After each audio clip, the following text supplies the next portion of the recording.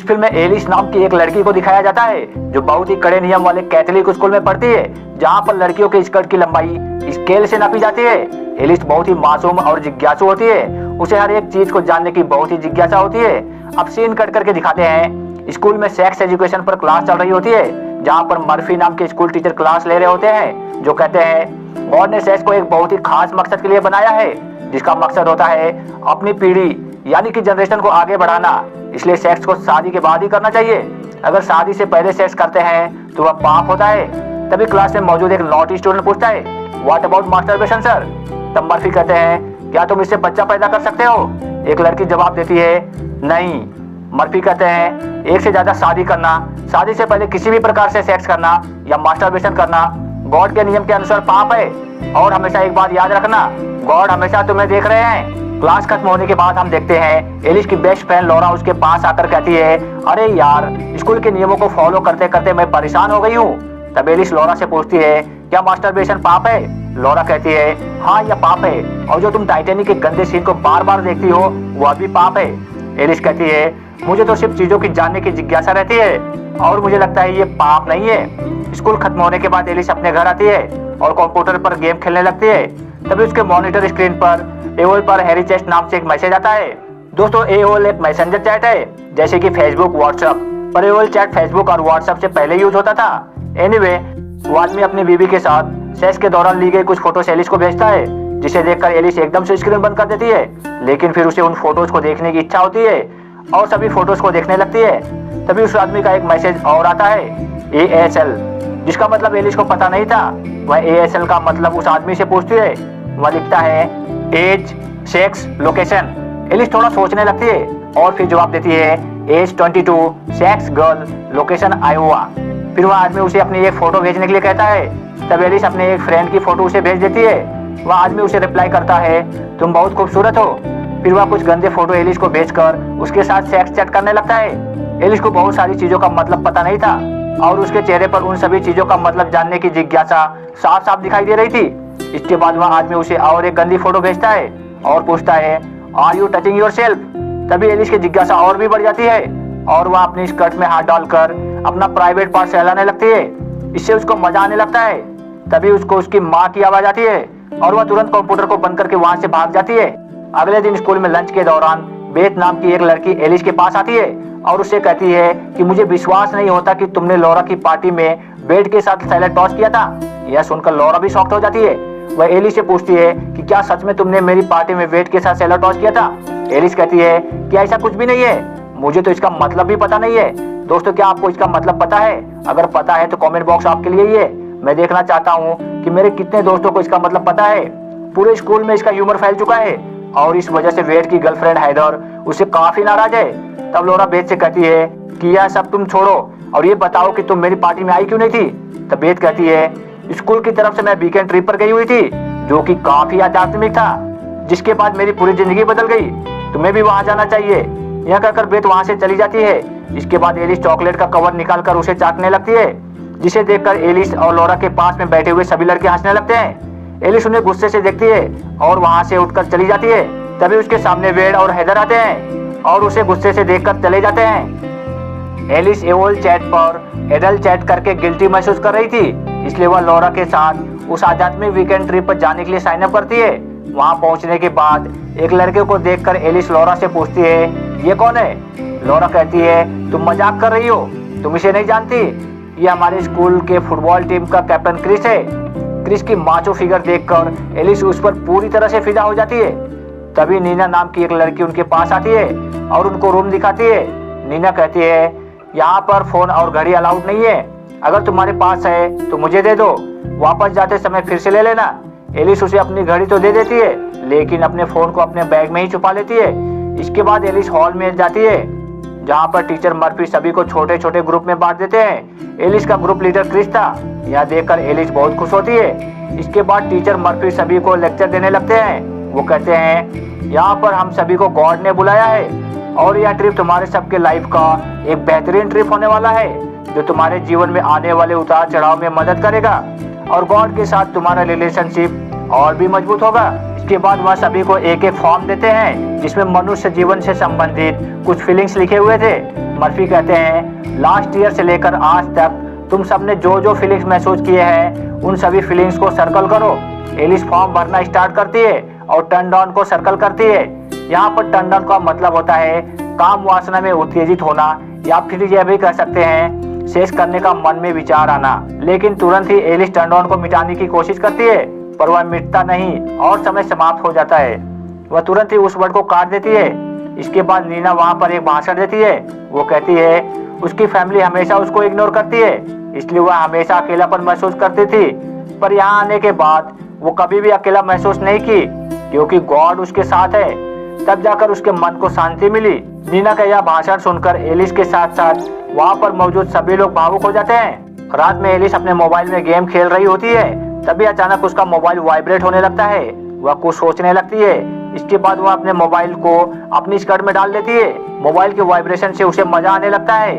अगले दिन सभी लोग जंगल में कुछ लकड़ियां इकट्ठा करने के लिए जाते हैं। एलिस क्रिस को देख रही होती है, तभी एक लड़की के पैर में ठोकर लग जाती है। वह गिरने वाली होती है कि तभी क्रिस उसे गिरने से संभाल लेता है। यह देखकर एलिस के दिमाग में एक आइडिया आता है। वह भी क्रिस के सामने गिरने का नाटक करती है। क्रिस उसके पास आता है और उसे उठाकर नर्स के पास लेकर जाता है। इससे एलिस बहुत खुश होती है, क्योंकि उसका नाटक सफल जो हुआ। इसके बाद हम देखते हैं एलिस अपने कमरे में होती है। तभी नीना उससे कुछ बात करने के लिए उसके कमरे में आ जाती है। तभी अचानक से एलिस का मोबाइल वाइब्रेट होने लगता है। इससे नीना को पता चल जाता है कि एलिस के पास मोबाइल है। नीना एलिस से कहती है कि तुमने मुझसे झूठ बोला कि तुम्हारे पास मोबाइल नहीं है। इस बात को वह सीधे जाकर टीचर मर्फी को बता देती है। इसके बाद मर्फी एलिस को अपने पास बुलाते हैं और उससे कहते हैं, हमने यहाँ कुछ पाने के लिए कुछ नियम बनाए हैं और तुमने इसे तोड़ा है, इसलिए तुम्हें इसकी सजा मिलेगी। मर्फी एलिस को सजा के तौर पर पूरे कैंपस को साफ करने के लिए कहते हैं। एलिस बिना समय गवाए पूरे कैंपस को साफ करने लगती है। सफाई करते समय एलिस को मर्फी के रूम में उनका कंप्यूटर दिखता है। वह यहाँ वहाँ देखती है कहीं उनके रूम में कोई है तो नहीं, पर कोई नहीं होता। इसके बाद वह तुरंत कंप्यूटर चालू करती है और एओल चैट पर टोसिंग सैलड का मतलब ढूंढने लगती है, पर वहाँ उसको सब लोग अलग अलग जवाब देते हैं। इसके बाद वह मॉनिटर को बंद कर देती है, पर कंप्यूटर को शट डाउन करना भूल जाती है। उसी रात मर्फी सभी को एक साथ में बैठाते हैं और उन सबके घर से आए हुए लेटर को पढ़ते हैं, जिसे सुनकर सब लोग भावुक हो जाते हैं। अगले दिन क्रिस एलिस के साथ साथ 3 अन्य स्टूडेंट को अपने पास बुलाता है और उनसे कहता है, हर एक इंसान के अंदर कुछ न कुछ गिल्ट जरूर होता है, पर मैं चाहता हूँ आज उन सभी गिल्ट्स को तुम लोग अपने अंदर से बाहर निकालो, इससे तुम्हें मन की शांति मिलेगी। सब लोग अपना अपना गिल्ट बताना शुरू करते हैं, जिसमें से एक लड़का कहता है, हाल ही में मेरा ब्रेकअप हुआ है और मुझे अपने पार्टनर को ऐसा दिखाना पड़ा कि मुझे इससे कुछ भी फर्क नहीं पड़ा, पर एक्चुअल में मैं पूरी तरह से टूट चुका हूँ। इसके बाद वहाँ पर बैठी दूसरी लड़की रोते हुए कहती है, पिछले महीने मेरी दादी की मृत्यु हो गई और आखिरी बार के लिए मैं उन्हें देख भी नहीं पाई। इसके बाद एलिस की बारी आती है, पर उसके पास ऐसा कुछ बताने लायक गिल्ट नहीं था। वो झूठ झूठ बोल देती है कि कुछ दिन पहले ही उसके डॉग की मृत्यु हो गई, लेकिन बाद में उसे और उसके परिवार वालों को पता चला कि उसके पड़ोसी ने उसे जहर देकर मार दिया था। यह सुनकर एलिस के बाजू में बैठी लड़की और जोर जोर से रोने लगती है। इसके बाद के सीन में हम देखते हैं सभी स्टूडेंट बैठकर खाना खा रहे होते हैं। तभी वहाँ पर फादर मर्फी आते हैं और सभी से कहते हैं, मेरे कंप्यूटर से एओल चैट पर किसने एडल्ट चैट किया है, पर उन्हें इसका कोई उत्तर नहीं देता। तब फादर मर्फी कहते हैं, यह तो मैं नहीं बता सकता कि यह एडल्ट चैट किसने किया है, पर मेरी एक बात याद रखना, गॉड हमेशा तुम्हें देख रहे हैं। यह सुनकर एलिस पूरी तरह से डर जाती है, पर हिम्मत करके किसी को कुछ नहीं बताती। आगे के सीन में हम देखते हैं एलिस फादर मर्फी के सामने बैठी है और फादर उससे पूछते हैं, गॉड के साथ तुम्हारा रिश्ता कैसा है। तब एलिस कहती है, अच्छा है। फादर उससे पूछते हैं, फिर तुमने फॉर्म में टर्न ऑन क्यों भरा था। तब एलिस कहती है, यह सब मैं बहुत पहले फील कर रही थी। फादर एक बार फिर उससे पूछते हैं, क्या तुम अब भी यही फील करती हो। वो कहती है, नहीं। इसके बाद हम देखते हैं एलिस कैंपस साफ कर रही होती है। तभी वहाँ वेड आता है और कचरा डस्टबिन में ना फेंक कर वही नीचे फेंक देता है। इसे देखकर एलिस उससे कहती है कि तुम्हारा प्रॉब्लम क्या है। तब वेड कहता है, तुम्हारी वजह से ऑलमोस्ट मेरा ब्रेकअप हो गया था। एलिस कहती है, मैंने क्या किया, बल्कि मेरा नाम खराब हुआ है। मुझे तो उस शब्द का मतलब भी नहीं पता है। हमारे बीच में कुछ भी नहीं हुआ था, फिर भी टीचर से लेकर स्टूडेंट तक सभी मुझे एक बैड गर्ल समझते हैं। तभी फादर मर्फी वहाँ पर आते हैं और वेड को अपने साथ लेकर चले जाते हैं। उनके जाने के बाद एलिस कचरा साफ करने लगती है। तभी उसे कचरे में एक बैंड मिलता है जिसमें वेड का नाम लिखा था। एलिस उसे अपने पास रख लेती है। इसके बाद वह किचन में सफाई करने के लिए जाती है। यहाँ पर वह जो देखती है उसे देखने के बाद वह एकदम से चौंक जाती है। वह देखती है बाहर नीना एक लड़के को झप्पी के साथ साथ पप्पी भी दे रही है। इस बात को वह तुरंत लौरा को जाकर बताती है, लेकिन लौरा बिल्कुल भी विश्वास नहीं करती और कहती है एलिस तुम्हें शर्म आनी चाहिए एक सीनियर के बारे में ऐसी गलत बातें फैलाते हुए। फिर लौरा कहती है इसे छोड़ो और मुझे ये बताओ कि तुम्हारा कुत्ता कब मरा। तब एलिस कहती है वहाँ पर सबके पास कुछ न कुछ गिल्ट था बताने के लिए, पर मेरे पास ऐसा कुछ भी गिल्ट नहीं था, इसलिए मेरे मन में जो आया वह मैंने बोल दिया। लौरा कहती है तुम एक नंबर की झूठी हो और मुझे लगता है कि तुमने ही फादर के कंप्यूटर से एयरटेल चैट किया है और तुमने ही सैलेड को टॉस किया होगा। तब एलिस कहती है कि तुम मेरा विश्वास करो, ये सब बातें सच नहीं है। लेकिन लौरा एलिस की कुछ सुने बिना ही वहाँ से चली जाती है, इसलिए एलिस काफी उदास हो जाती है। इसके बाद फिर से सफाई करने के लिए एलिस किचन में आती है, जहाँ पर उसे एक आइडिया आता है। वह वेड का बैंड ले जाकर फादर मर्फी के कंप्यूटर के पास रख देती है ताकि सबको लगे कि वेड ने ही फादर मर्फी के कंप्यूटर से एडल्ट चैट किया है।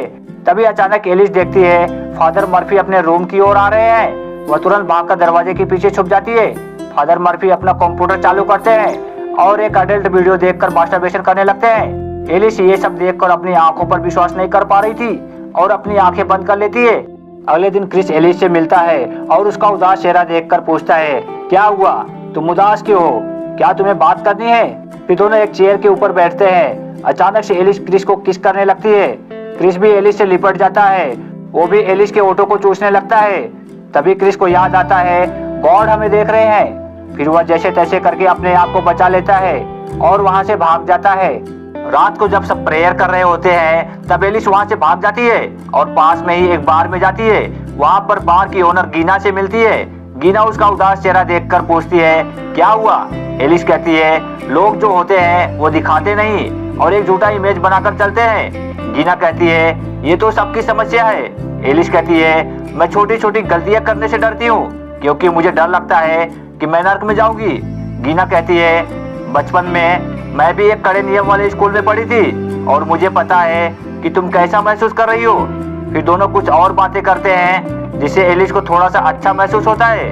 फिर गीना कहती है चलो मैं तुम्हें ड्रॉप कर देती हूँ। जाते समय एलिस गीना से पूछती है क्या तुम्हें सैलेड टॉसिंग का मतलब पता है। यह सुनकर गीना हंसने लगती है और कहती है लिकिंग समवन्स बटहोल।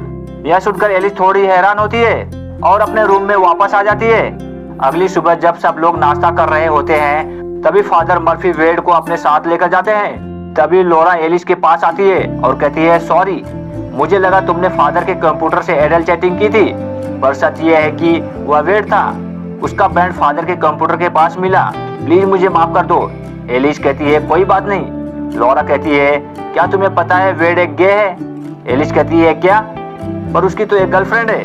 लौरा कहती है उसने आज तक अपनी गर्लफ्रेंड को एक किस भी नहीं किया। इस बात को छुपाने के लिए ही उसने तुम्हारे नाम का सैलेड टॉसिंग का ह्यूमर फैलाया था। तभी वेड सामने आता है और कहता है प्लीज गॉड मेरी गलतियों के लिए मुझे माफ कर दो। तभी फादर मर्फी कहते हैं तुम में से किसी को कुछ कहना है। अब एलिस में हिम्मत आ गई थी। वह उठकर सबके सामने जाती है और कहती है यहाँ सब लोग बातें तो बहुत बना लेते हैं, इसका मतलब ये नहीं कि जो तुम लोग सुनते हो वो सब कुछ सच हो। बहुत तकलीफ होती है जब लोग तुम्हारे बारे में झूठी अफवाहें फैलाते हैं। अकेला और खालीपन लगता है। इसकी वजह से हम कभी कभी ऐसा काम करते हैं जिसे हम सोच भी नहीं पाते। यहाँ सभी के पास सीक्रेट है। क्या बिगड़ जाएगा अगर सब लोग सबके सामने ईमानदार रहे और सबकी इच्छाओं का सम्मान करें। गॉड भी तो यही चाहते हैं। इसके बाद हम लोगों के मन में कोई गिल्ट नहीं रहेगा कि हम लोग अंदर से क्या है। इतना कहकर वह अपना आसन ग्रहण करती है और पूरा हॉल सदमे में चला जाता है कि ये कौन भाषण दे गया भाई। इसी के साथ यह ट्रिप समाप्त हो जाती है। सब लोग अपने अपने घर रवाना हो जाते हैं। अगले दिन एलिस स्कूल जाती है। तभी एलिस को देखकर क्रिस छुपने लगता है। एलिस उसके पास जाकर कहती है मुझसे छुपने की जरूरत नहीं है क्योंकि पिछली बार जो हुआ वो अब नहीं होगा। क्या हम दोस्त बनकर रह सकते हैं। क्रिस कहता है क्यों नहीं। इसके बाद एलिस फादर मर्फी के पास जाती है अपने अंदर के कुछ गिल्ट को बताने के लिए, पर इधर उधर की बातें करने लगती है। तो फादर मर्फी कहते हैं क्या तुम्हें और कुछ कहना है। वो कहती है हाँ, मुझे एक बात बतानी है जो मैंने ट्रिप पर देखी थी। मैंने एक वीडियो देखा था जिसमें दो लोग सेक्स कर रहे थे। फादर मर्फी समझ जाते हैं कि एलिस किस वीडियो के बारे में बात कर रही है। एलिस कहती है, मुझे पता था ऐसा वीडियो देखना पाप है, पर फिर भी मैंने उसे देखा। क्या इसके लिए गॉड मुझे माफ करेंगे? यह सुनकर फादर कुछ घबरा से जाते हैं और कहते हैं, मुझे नहीं पता, यह गॉड और तुम्हारे बीच की बात है। इसके बाद एलिस खुशी खुशी अपने घर आती है और टाइटैनिक की एडल्ट वीडियो देखने लगती है। आशा करता हूँ ये फिल्म आप सभी को पसंद आई होगी। वीडियो को लाइक, चैनल को सब्सक्राइब और वीडियो के अंत तक बने रहने के लिए आप सभी का बहुत बहुत धन्यवाद।